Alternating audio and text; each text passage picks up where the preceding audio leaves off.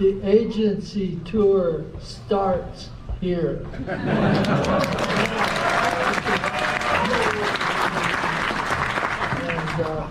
For those of you who were pre-ordering this book like 3 or 4 years ago, I'm sorry, the material I had to work with just kept getting nastier.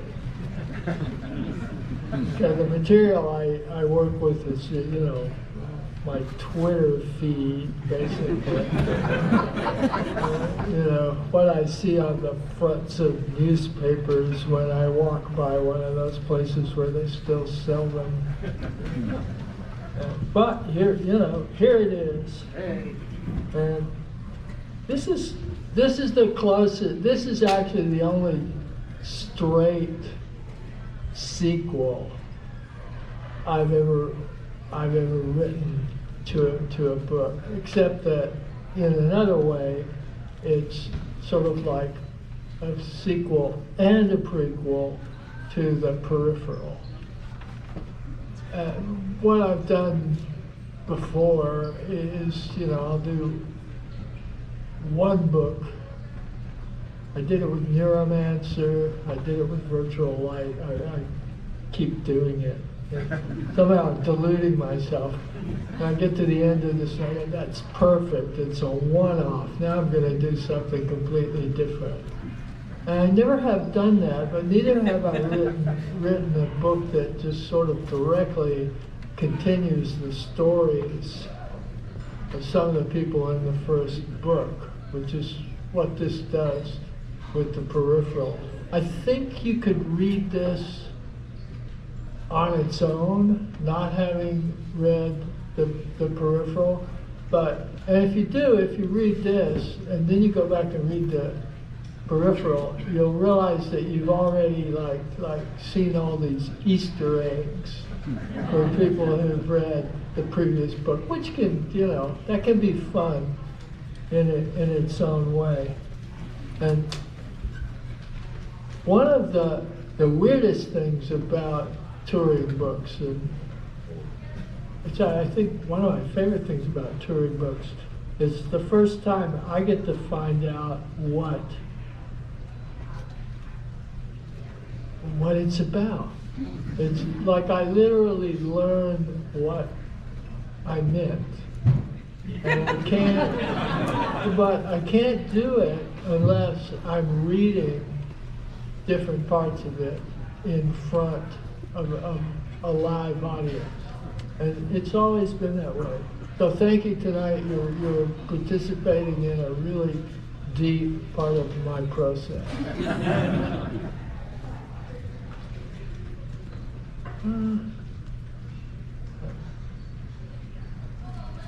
Well, I guess I'll just read you that, because it's the first night of the tour, I'll read you the first chapter of the book. Maybe I'll read you, I'll see, I might, because the second chapter is so short, I might read two. And this chapter is called The Unboxing. Very recent hiredness was its own liminal state, Verity reminded herself, on the crowded Montgomery BART platform, waiting for a train to 16th and Mission. 20 minutes earlier, having signed an employment contract with Tulpagenics, a startup she knew little about, followed by a wordy non-disclosure agreement. She'd shaken hands with Gavin Eames, their CTO, said goodbye, and stepped into an elevator, feeling only relief as the doors closed and the 26th floor descent began. New job unease hadn't yet found her there, nor out on Montgomery as she'd walked to the station, texting her order for pad thai to the Valencia branch of OSHA. By the time she'd reached the platform, though, by the time she'd reached this platform, though, 3 flights down, it was entirely with her, as much as the black trade show bag slung beneath her arm, silkscreen with the logo of Cursion, her new employer's parent firm, about which she knew very little other than that they were in gaming. It was with her now as her train arrived. Almost 2 years since she'd felt this, she thought, as she boarded.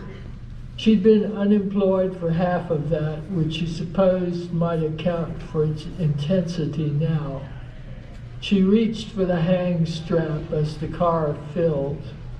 Surfacing at 16th, she went straight to OSHA, picked up her pad thai, and started for Joe Eddie's. She'd eat then and start getting to know their product. This wasn't a new job, but a possible end to sleeping on Joe Eddie's curb rescue porn couch.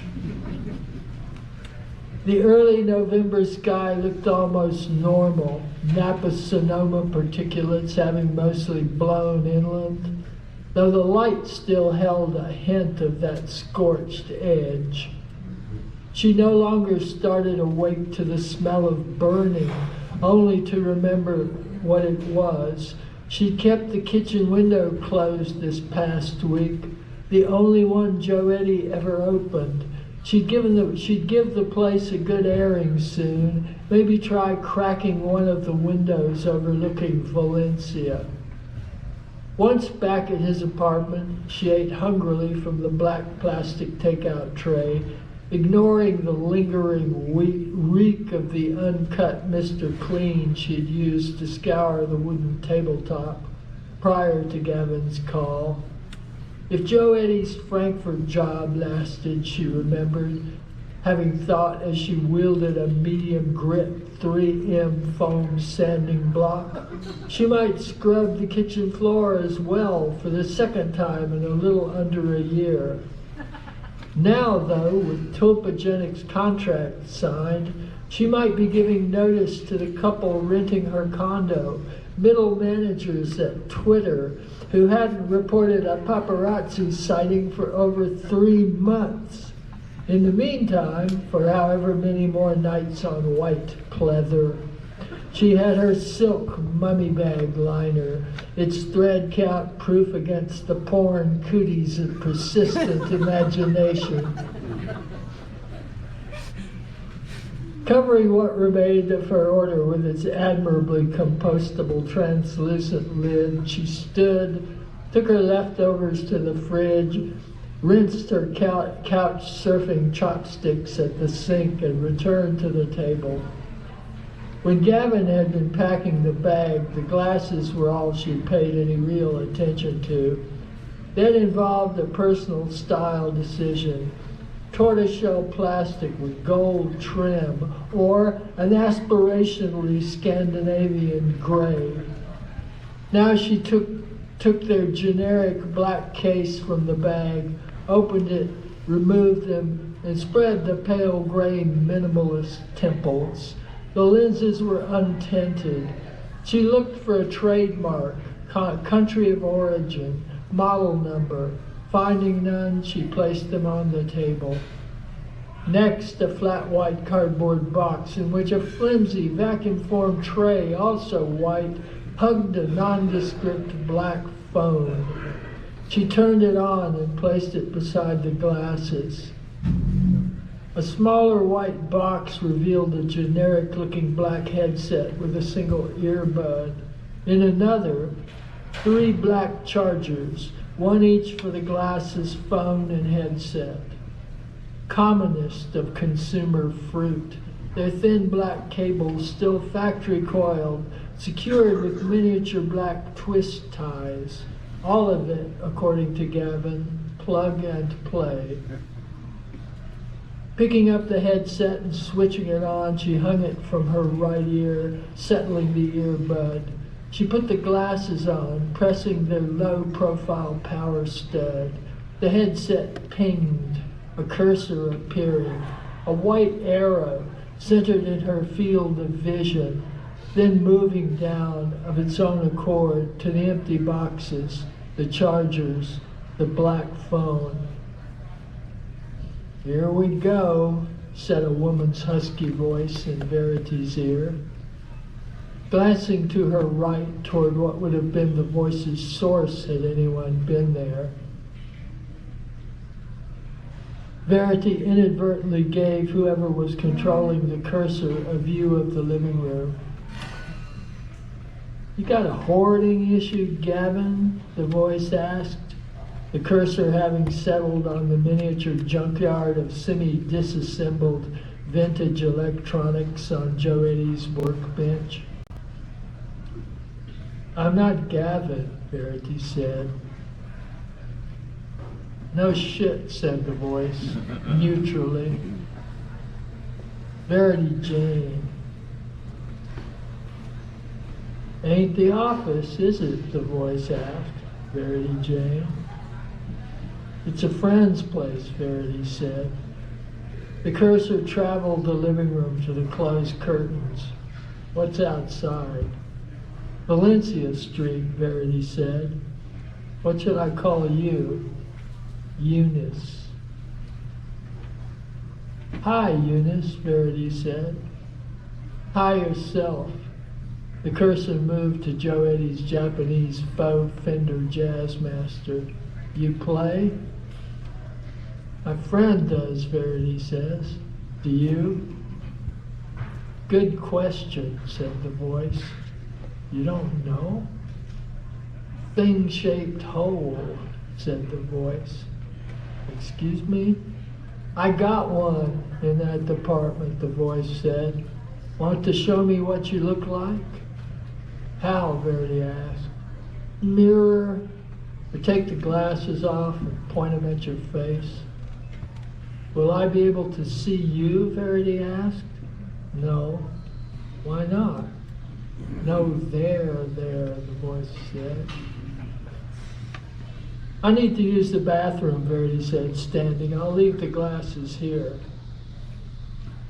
"You don't mind," the voice said. "Maybe open the drapes." Verity crossed to the window, hauled both layers of dusty blackout curtain aside. "You put the glasses down," the voice said. "I can look out the window." She took them off, positioning them, temples open, lenses overlooking the street, on a white IKEA stool, its round seat branded with soldering iron stigmata. Then added, for what she judged to be needed elevation, the German language making-of volume of a Brazilian telenovela. Removing the headset, she put it down on the book beside the glasses, went to the kitchen, retrieving her own phone from her purse, then down the narrow corridor to the bathroom. Closing the door behind her, she phoned Gavin Ames. "Verity," he answered instantly. "Hello."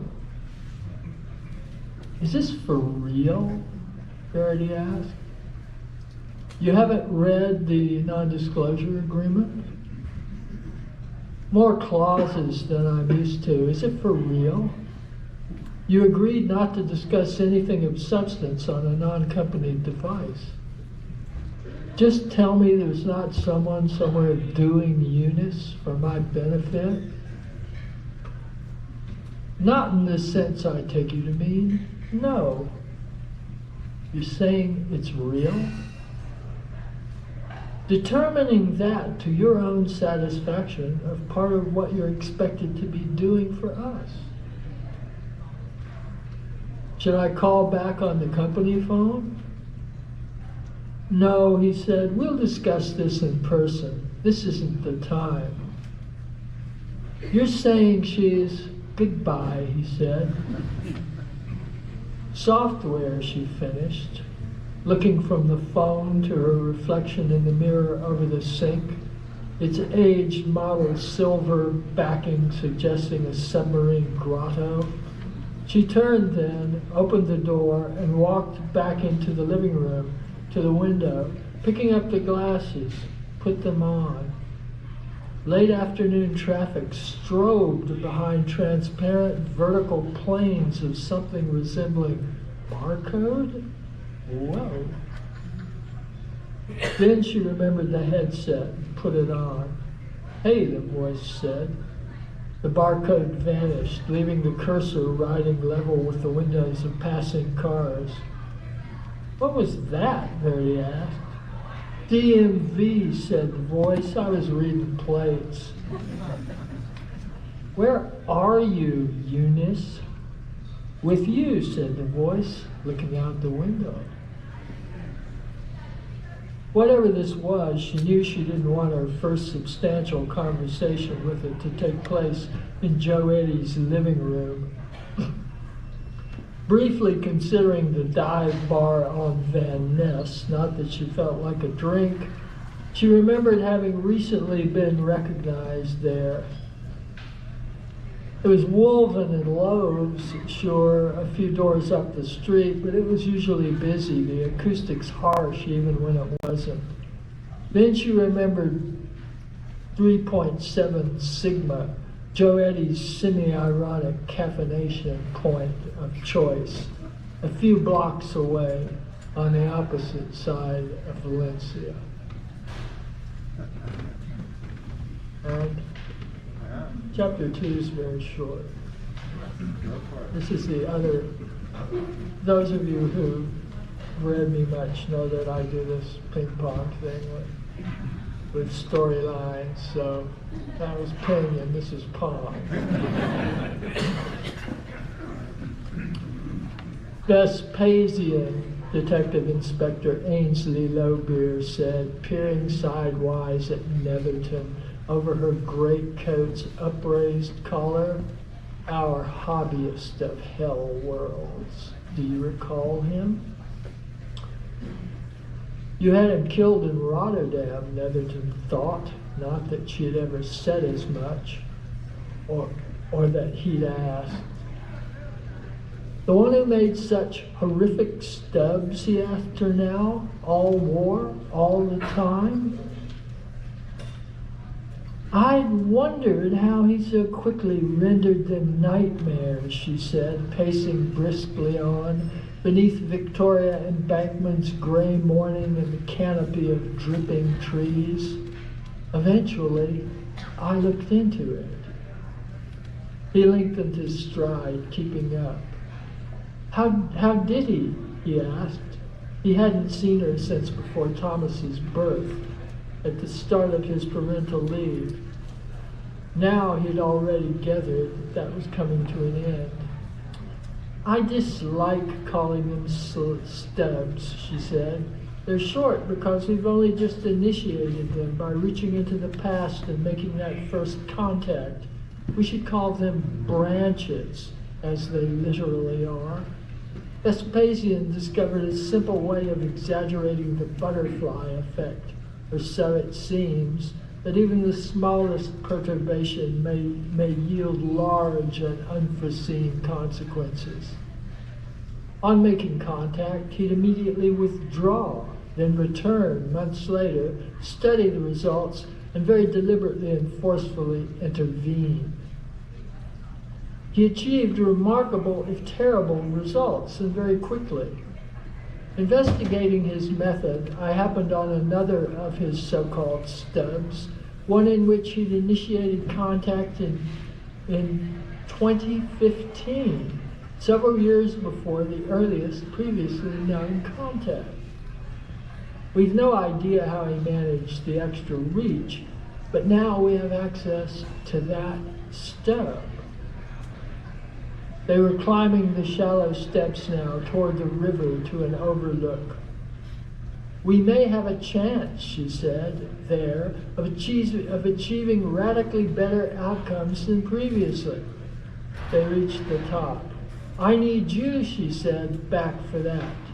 Contact has been necessarily oblique so far due to technological asymmetry, but we think we've managed a workaround. Your experience in dealing with contactees may soon be very much in need." "Contacts being oblique, you say?" "The aunties, for instance," she began, her pet name for her office's coven of semi-sentient security algorithms. are of relatively little use. Netherton grimaced at the very thought of them.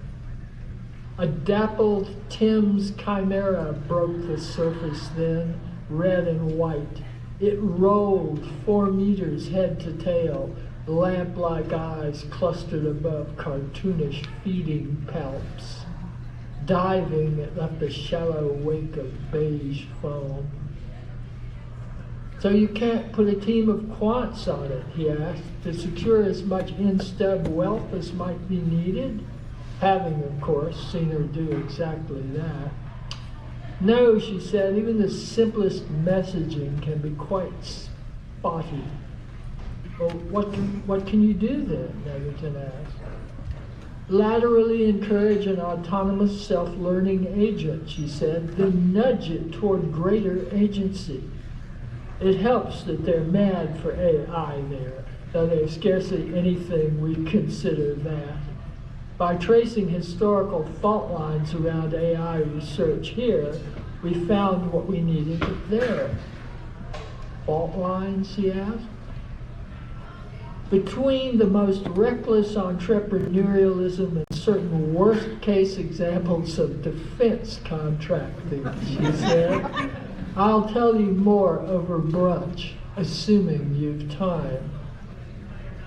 Of course, he said, as he always did. I'm in the mood for the sandwiches, she said, and turned from the river, apparently satisfied with their glimpse of the chimera. Salt beef, he said, with mustard and dill, his favorite at the Marleybone shop she preferred. As accustomed to her as he was, he thought, he'd still be brunching with a semi-mythical autonomous magistrate executioner, unique in her position.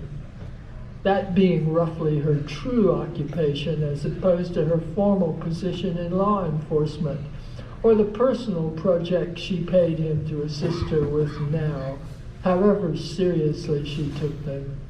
Her true occupation being something he wished to have as little to do with as possible, ever.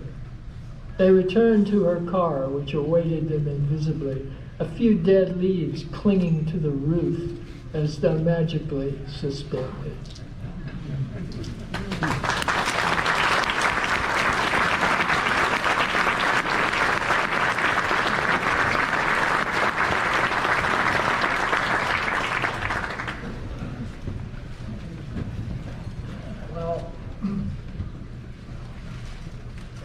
Answer very many questions, if indeed I can answer any, but I'll try to answer a few before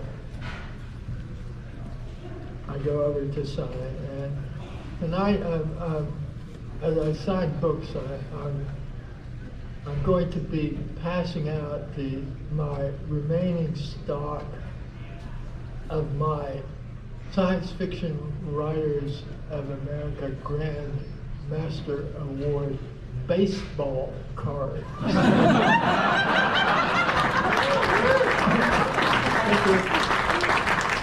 Really something, as you will see, should you want one, and and that's in celebration of it being, launch night. Does anyone have a question? Yes. This is a question about a previous book. Do Milgram and Fiona make it?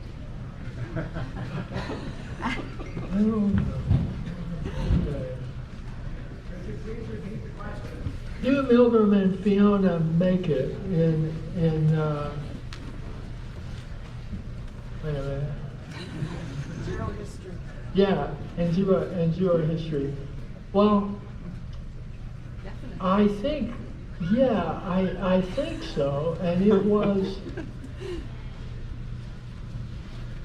my assumption. I usually don't think about, I don't think much about the characters after the fact, but I assumed that they were going to be a couple, and when I went through the weird, painful, long process that turned the book I was writing on when Donald Trump got elected president into this book. When I realized that I started to get the idea that, maybe it's a stab or there's something going on.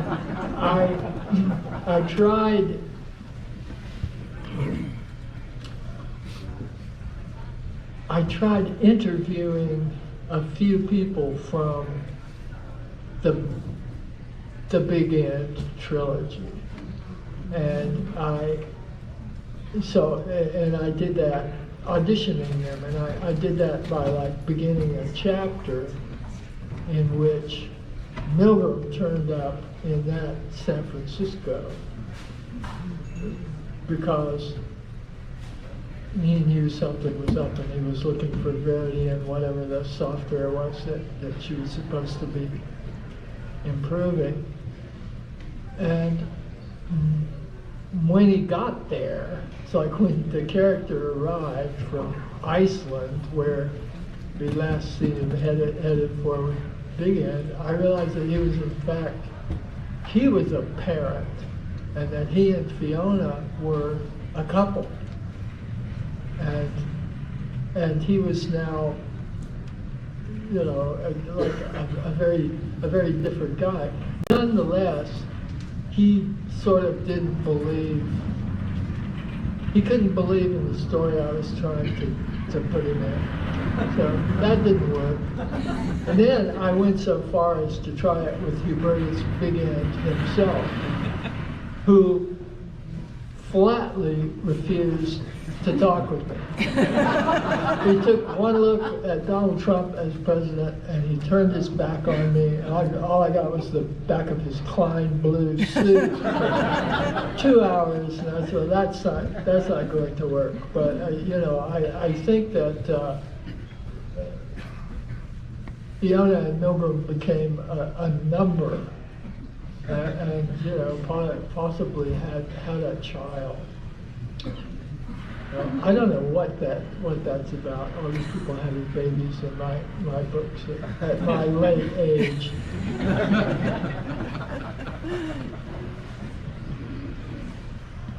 Yes. Hi. So I founded a media company a couple of years ago that combines near-term science fiction and investigative reporting. And I'm curious, a lot of the science fiction authors that I've worked with and have been struggling in recent years to figure out, in a world that is growingly dystopic, how do they actually create science fiction that feels like science fiction, because so many things are happening so quickly. And I'm just curious if you could tell us a little bit about your perspective on what role should science fiction play in a time like this, and how do you think about your own role in that larger ecosystem? Well, okay. Or not. Well, when I'm that was a positive. Okay. When I began to write science fiction, it was kind of my pretty late 20s. I had been, at age 13 or so, I had been a total ravening science fiction fan. And I was that for 3 or 4 years. But I was by 13, I was like fully rocking, and I wound up with the writers. When I started, I liked Bradbury and Heinlein the most. I thought I could ever like anybody.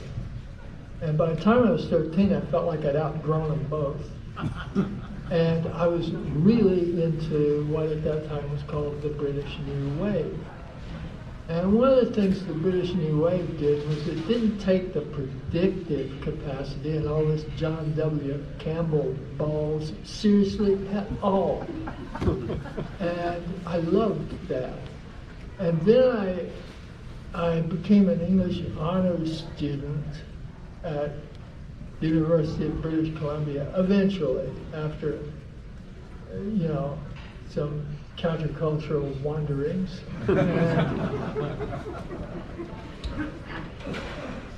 And so I read what you read, what one reads when one to get that undergraduate degree. So I read a lot of the stuff that I hadn't read when I was busy reading nothing but science fiction. I got a whole different sense of what fiction was. And something that occurred to me going, getting that degree and looking back at the science fiction I read, is that science fiction's never about the future. It's not about the future, it's about the moment in which it's written. You have any science fiction 100 years and it'll only be about how people were in that moment. That whole predictive capacity, I just discount.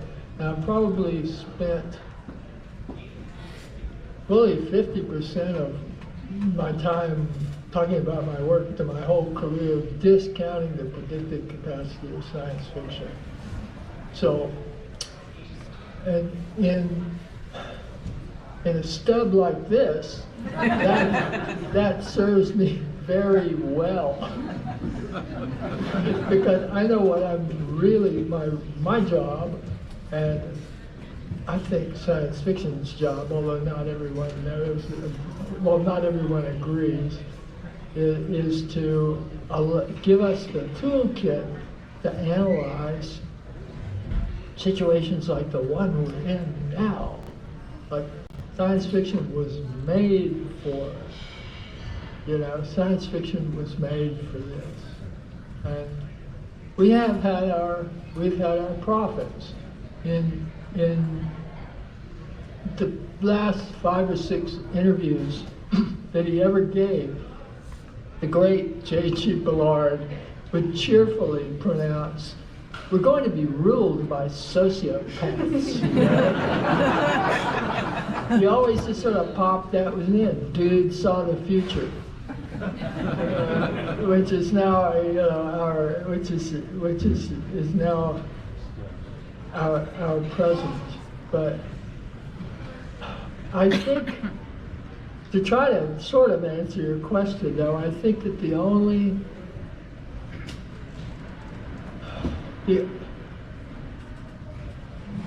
thing we can do